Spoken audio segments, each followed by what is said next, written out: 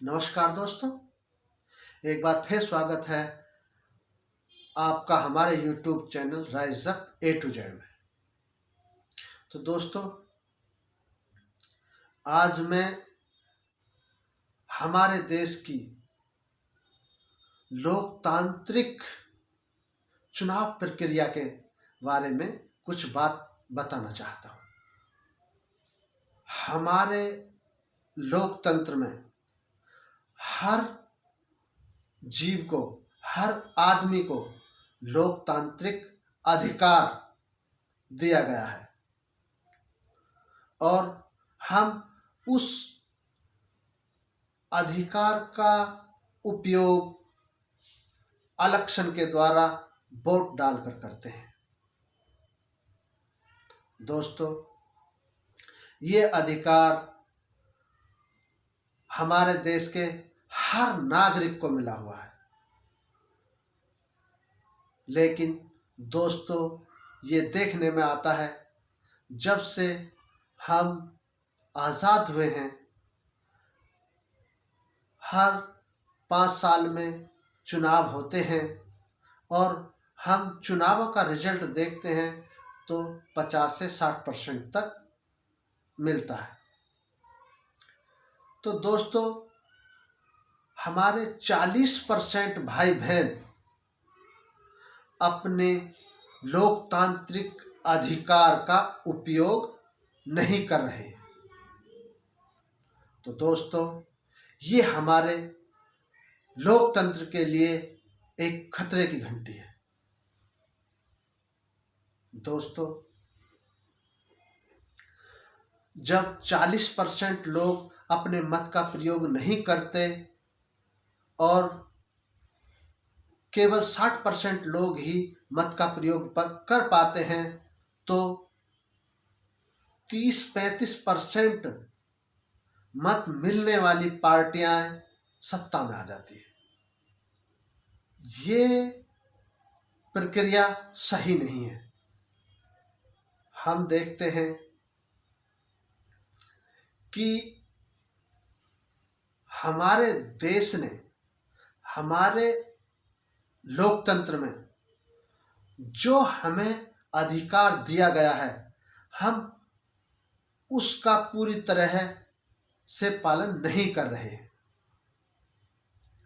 दोस्तों, जब हर आदमी, हर इंसान अपने मत का प्रयोग करेगा तो जो सत्ता पाने वाली पार्टी 35 या 40% मतों में आने वाली थी, वो 70-75% मतों में सत्ता में आएगी।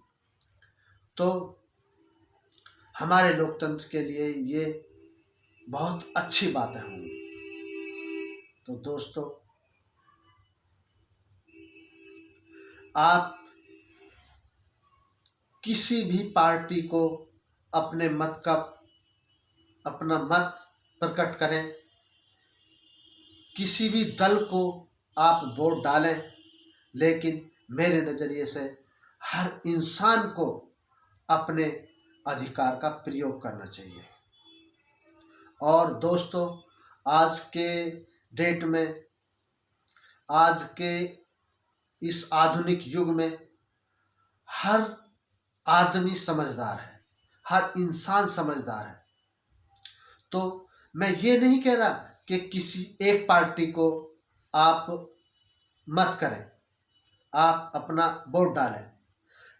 मेरा कहने का मतलब ये है कि आप अपने मत का प्रयोग अवश्य करें। दोस्तों, जैसे मैंने कहा कि हर आदमी आज समझदार है। तो दोस्तों, छोटी मोटी किसी पार्टी से आपको छोटी मोटी कोई दिक्कत रही होगी, किसी पॉलिटिशियन से आपको छोटी मोटी कोई परेशानी रही होगी, लेकिन अपना मत डालते हुए अपनी परेशानी को ना देखते हुए देश की समस्या को देखना चाहिए। दोस्तों, जो देश में अच्छा काम करने वाली पार्टी है, हो सकता है हमारा थोड़ा बहुत उससे मतभेद हो, उसके किसी काम के बारे में या किसी और समस्या के बारे में, लेकिन दोस्तों आप उस छोटी मोटी गलती को छोड़ते हुए हमारे समाज की समस्याएं हैं उसके बारे में सोच करके अपने मत का प्रयोग करें।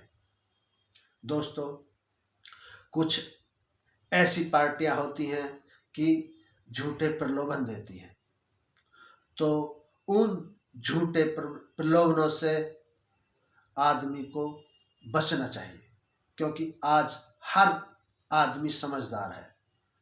तो जो पार्टी सबके लिए काम करने वाली है, जो पार्टी अच्छे काम करने वाली है, तो हमें अपने मत का प्रयोग उस पार्टी के लिए करना चाहिए। दोस्तों कुछ पार्टियां, कुछ लोग ऐसे होते हैं कि हमें ब्लैकमेलिंग करने की कोशिश करते हैं।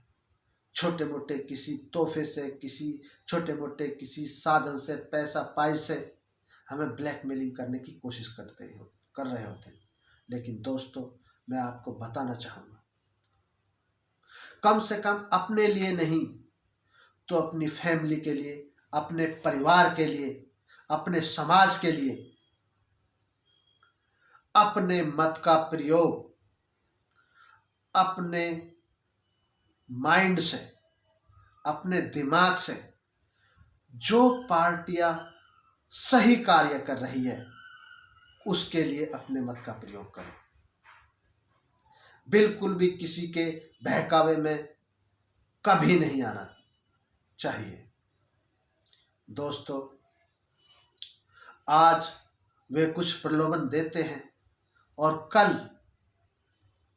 हमारे बच्चों को, हमारी फैमिली को, हमारे समाज को कोई समस्याएं खड़ी होती हैं तो दोस्तों बाद में पछताना ही होता है। तो दोस्तों आचार संहिता लगी हुई है, तो मेरा ये मानना है कि मैं किसी एक पार्टी, किसी के लिए कोई सपोर्टिंग की बात नहीं कर रहा, मैं एक न्यूट्रल बात कर रहा हूं। नंबर 1, हर व्यक्ति को अपने अधिकार का प्रयोग करना चाहिए। नंबर 2, हर आदमी समझदार है और अपनी समझदारी से छोटी मोटी शिकायत किसी से हो सकती है, लेकिन उसको नजरअंदाज करके जो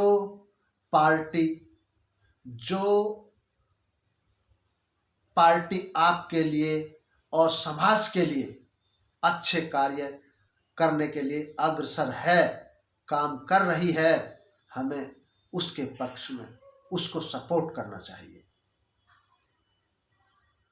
तो दोस्तों अपने मत का प्रयोग करने से पहले हमें ये विचार जरूर करना चाहिए,